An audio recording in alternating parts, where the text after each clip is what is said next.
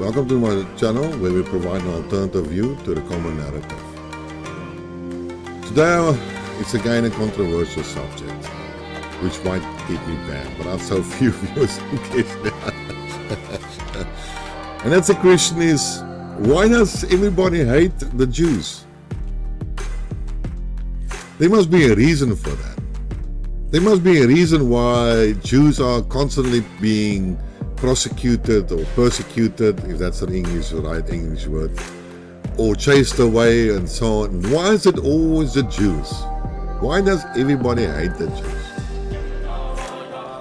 And the funny thing is that nobody asks this question, but there must be a reason for that. Now, according to history and a lot of other experts and so on, it's because in the old days, in many countries, the Jews were not allowed to own property and stuff like that. And so the only way that they can actually, the business they can do was to become money lenders. And then money lenders are charging interest. And we know sometimes if you owe money to a person, you have debt, then you become a debt slave. And that's the worst form of being a slave to anybody. And if you don't pay those things, then they take your assets and stuff like that. And then you start hating these people. And you can argue, yes, that was the reason why everybody hates the Jews. But before I progress, it's actually funny, just think about this. Why do the Christians support the Jews? Why don't they support the Muslims? Didn't Jesus Christ chase the money lenders out of the temple? Didn't he do that? So if you're a Christian and you believe in Jesus Christ, then you must reject all forms of Jews because they are money lenders and they are charging interest, which is not allowed. But and the Muslims are not doing it. But the problem is that the Muslims and, as far as I understand, the Jews and the Muslims and the Christians all share the same Old Testament. It's just that the New Testament, they all differ a little bit. So if you are a Christian, why do you support the Jew? Because it goes against your religion. But I will get to that because there's a reason for that. In any case, you're charging also interest. If you listen to Michael Hudson, he always talks about the landlords,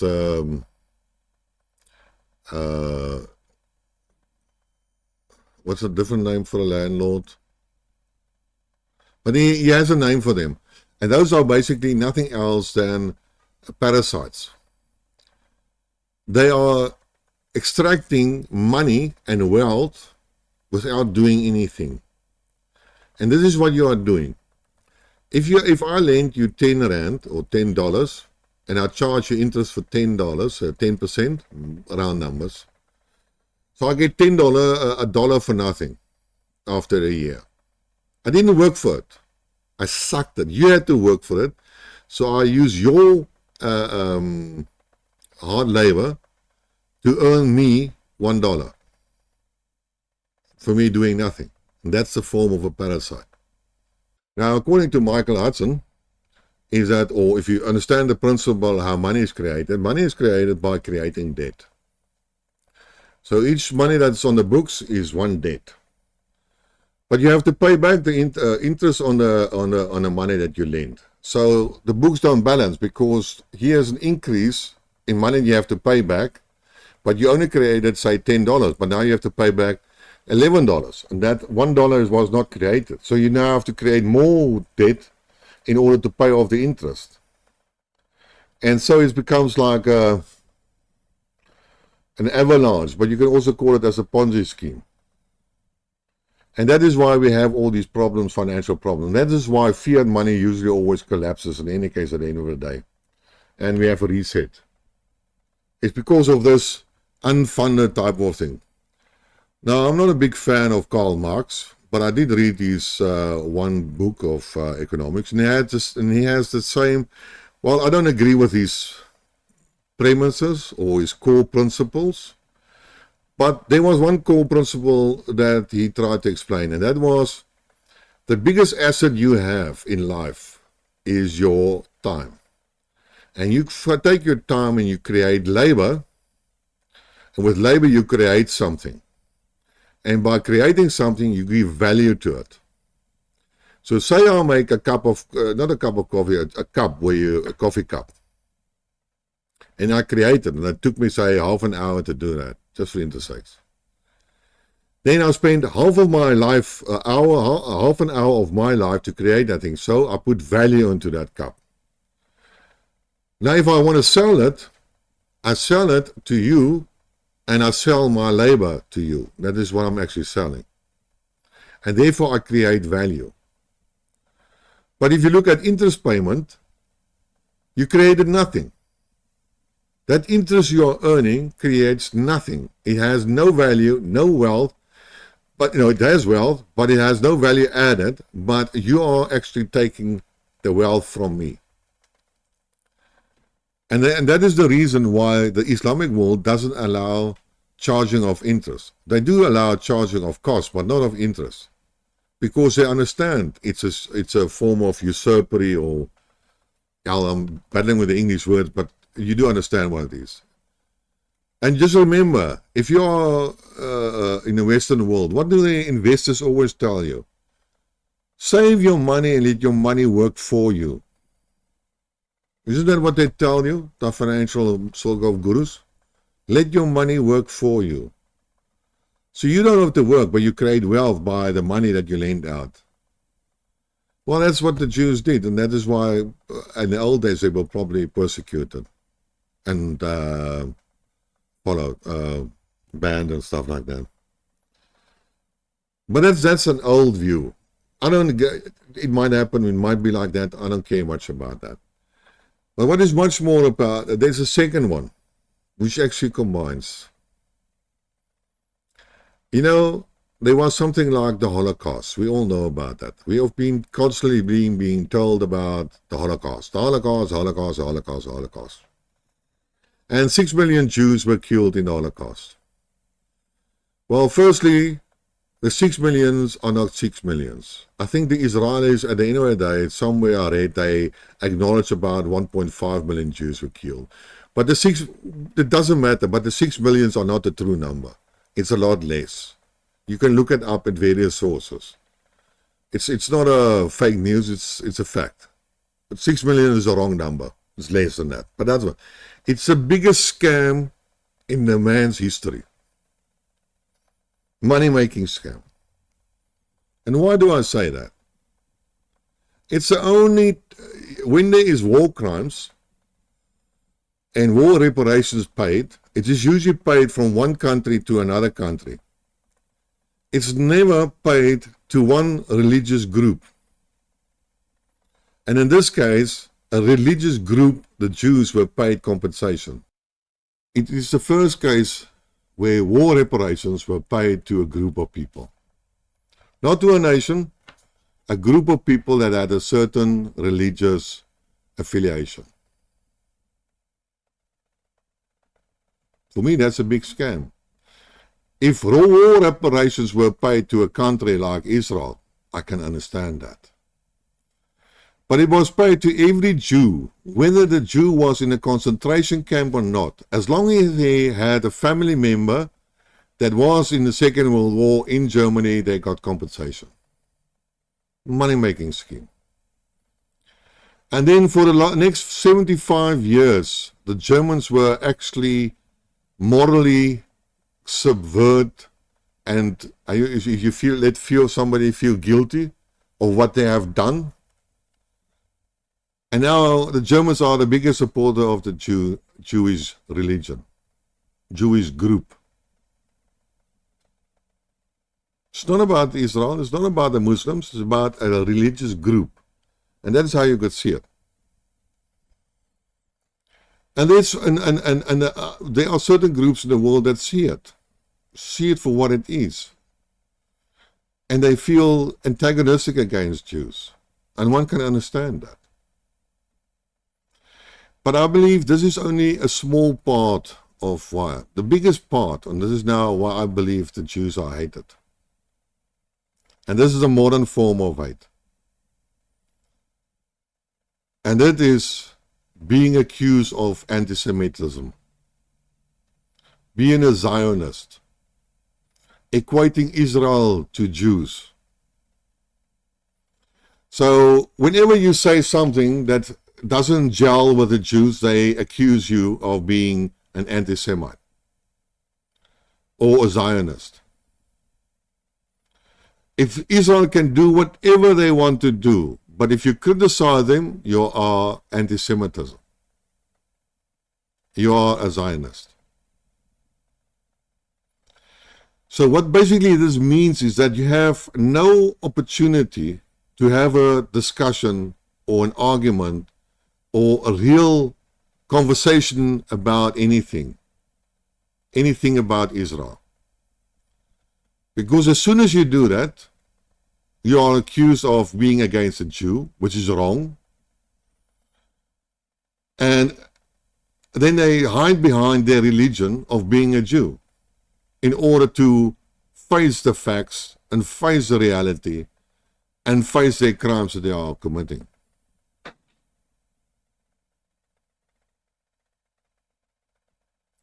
And this is what I believe makes the most people the most angriest about. I can be a Jew myself. I can be a Jew supporter. It doesn't matter. If I am not a Jew and I say the truth, like is now Israel is doing a genocide and killing the innocent children and doing war crimes against the hospital by bombing it and stuff like that, I'm immediately accused of being an anti-Semite or a Zionist. And then the whole argument stops. I cannot say anything else because I'm now being labeled as something. The whole argument is immediately nullified. There is no discussions, and I've lost the fight. And what frustrates people the most, if you cannot defend yourself or argue against it. If I was a Jew, I would have been labeled a Jew hater, or there's a name for these people, like a traitor, Jewish traitor, or whatever. You're a traitor against the Jewish faith. It's not about the truth. It's nothing about that. It is blaming you and shaming you and criticizing and shut-upping you, stop you from speaking by using and hiding behind the word of anti-Semitism. I want to say again, America is a country. Biden is part of the government, the American government. Germany is Germany, a government, country. Scholz is part of the government. Macron is part of the French government, and France is a country. Israel is a country, and Netanyahu is part of the government. That's all to it. The fact that he's a Jew doesn't matter. If I criticize him as a leader of a country, that is how I criticize him. As I would criticize Macron, or Scholz, or Biden, or anybody, or any country. Israel is not a Jewish state. Israel is a country who has 50% of their inhabitants being Jews. 50%. Don't let the numbers fool you. They are artificially inflated to 70% or 80% because they don't count the Palestinians. So South African, South Africa was a white country. Do you know? There were 5 million whites in South Africa during the apartheid era. So it's a white country. As long as they didn't count the other 13 million blacks. No, they don't count. So, no. 5 million whites. So we are a white country. That's how the Israelis argue. But can you argue against that? No, you can't argue against that, because as soon as you point it out, you are called an anti-Semite. And that is what people make angry.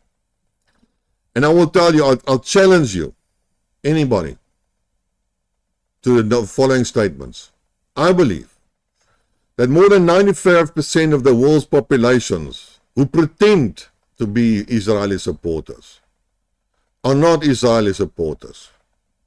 But they are too shit scared to say it because they are fearing of being labeled an anti-Semitist. All this wokeness, all these people on parades and so on, supporting Israel, they don't really believe that. Most of them do see sometimes the pictures, but they are too scared to say it because then they will be accused of being an anti-Semite, and then they will be rejected by society. Have you ever asked yourself, how many Jews are there in the world? There are not many. There are about 7 million in Israel. The rest are distributed over the world. And somewhere I read it's about 16 million Jews. 16 million people are controlling 7 billion people. Imagine that. Imagine that. You cannot criticize Israel because of these 16 million people.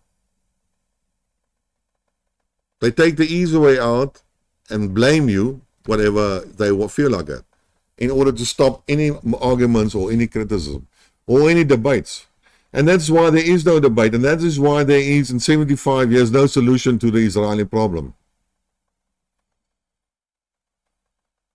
Why does every American president during election time go to Israel?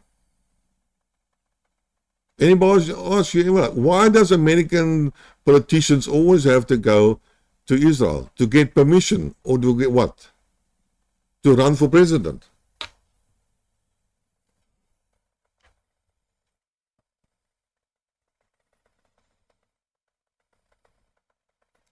I don't care what you can call me names, whatever you do. All I'm saying is like, there was a saying about, idiot, it's when you, women like to do it mostly. They mostly become emotionally, and when you have an argument, a rational argument with your wife or your girlfriend and so on, they always make it emotionally because they don't think as logical as a man. It's not about sexism, it's just how it is.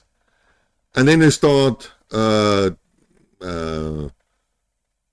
remembering things that happened 6 years ago or 10 years ago, and where you did something wrong, and they throw it against you, and that's how they argue against you, which is irrelevant, but that is how the tools that they use if they lose the fight. And they're the same what the Jews are doing. In my opinion, listen carefully on how Netanyahu talks. Listen carefully. Filter the words. See what he says about how he always throws in certain words, like the barbaric Palestinians. Oh, the terrorists. No, they are not terrorists. They are freedom fighters. By the way, does Israel have the right to defend itself? No, it doesn't have the legal right to defend itself. Why? Because it's an occupying country. Israel is occupying Palestinian. If you cannot defend yourself and claim the right to that, first you have to withdraw from Palestinians.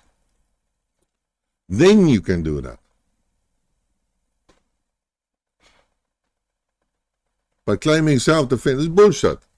But because it says those things, people believe it because they don't think further than their nose.